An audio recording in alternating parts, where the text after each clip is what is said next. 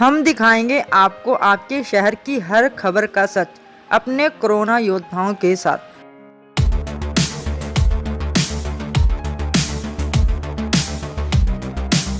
हर खबर की हकीकत से रूबरू कराएंगे अपने संवाददाताओं के साथ।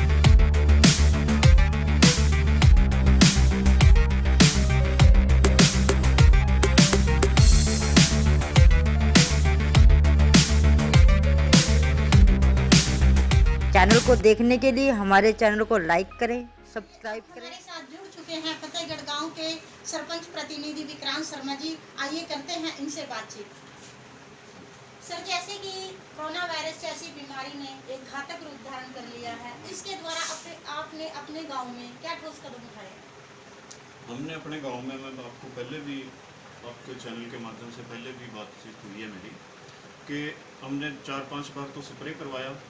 उसके बाद हमने डोर टू डोर मास्क और सैनिटाइज़र वितरित किए गए और इस महामारी के दौरान जो ज़रूरतमंद लोग थे उनको हमने सूखा राशन मुहैया करवाने की भरसक प्रयास किया और आगे भी जो भी हमसे बन पाएगा हम इस महामारी में, इस संकट के समय में, संकट की घड़ी में अपने समाज, अपने प्रदेश के साथ खड़े।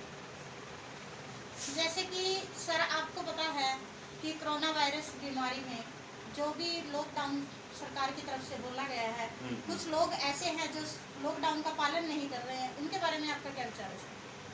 देखो, ऐसा, ये बात आपकी बिल्कुल जायज़ है कि हमारा देश अनुशासन तोड़ने वालों के लिए जाना जाता है और कुछ वर्ग ऐसे हैं कि जो अनुशासन तोड़ने को अपनी बहादुरी समझते हैं। लेकिन इस संकट के समय में हमारी नैतिक ड्यूटी बनती है कि उन लोगों को प्यार से समझाया जाए, उन्हें अवेयर किया जाए इसके प्रति कि वो अपनी सावधानी बरतें। ऐसा ना हो कि हमारे कुछ समाज के लोगों की लापरवाही की वजह से हमारे समाज को, हमारे गांव को, हमारे प्रदेश को घातक परिणाम भुगतने पड़े। हम इसके लिए उनको अवेयर जरूर करें। जैसे कि सरपंच साहब, आपने बताया है कि आपने कोरोना वायरस के चलते, लॉकडाउन के चलते अपने ग्रामीणों को एक खाद्य सामग्री वितरित की है, लेकिन अगर जो ये लॉकडाउन आगे बढ़ जाता है तो क्या आप फिर भी लोगों की ऐसी मदद करोगे? हाँ, अगर लॉकडाउन आगे बढ़ेगा, जैसे भी केंद्र सरकार के दिशा निर्देश होंगे, हम उसको आगे भी, आगामी कार्रवाई में आगे भी सेवा के लिए तत्पर रहेंगे और लोगों को ये सेवाएं मुहैया निरंतर करवाते रहेंगे। सरपंच साहब, आप लोगों को क्या संदेश देना चाहोगे अपनी तरफ से? मैं तो लोगों को यही संदेश देना चाहूँगा कि आज का समय जो है हमारे देश के लिए, हमारे प्रदेश के लिए एक संकट की घड़ी है और इस संकट की घड़ी में हमें परमपिता परमात्मा ने एक सौभाग्य बख्शा है कि हम सावधानी बरत के अपना राष्ट्रवादी होने का परिचय दें और इस राष्ट्र के लिए अपनी आहुति दें। जैसे कि आप सभी ने सुना है कि हमने फतेहगढ़ के गांव के सरपंच विक्रांत शर्मा जी से बात की है और उन्होंने बोला है जैसे कि लॉकडाउन के चलते उन्होंने जरूरतमंदों लोगों की कैसे सहायता की है और वो आगे भी करते रहेंगे। इस प्रकार मैं आपसे विदा लेती हूँ। आगे फिर मिलेंगे किसी नए मोड़ पर, किसी नई खबर के साथ। नमस्कार। आइए, अब हमारे साथ जुड़ चुके हैं फतेहगढ़ गांव के सरपंच प्रतिनिधि विक्रांत शर्मा जी। आइए करते हैं इनसे बातचीत। सर, जैसे कि कोरोना वायरस जैसी बीमारी ने एक घातक रूप धारण कर लिया है, इसके द्वारा आपने अपने गांव में क्या ठोस कदम उठाए? हमने अपने गांव में, मैं आपको पहले भी आपके चैनल के माध्यम से पहले भी बातचीत हुई है मेरी, कि हमने 4-5 बार तो स्प्रे करवाया।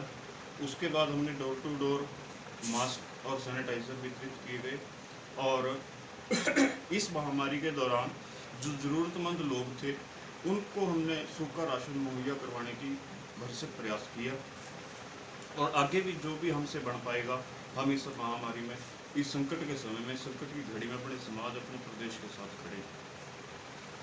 जैसे कि सर, आपको पता है कि कोरोना वायरस बीमारी में जो भी लॉकडाउन सरकार की तरफ से बोला गया है, कुछ लोग ऐसे हैं जो लॉकडाउन का पालन नहीं कर रहे हैं, उनके बारे में आपका क्या विचार है?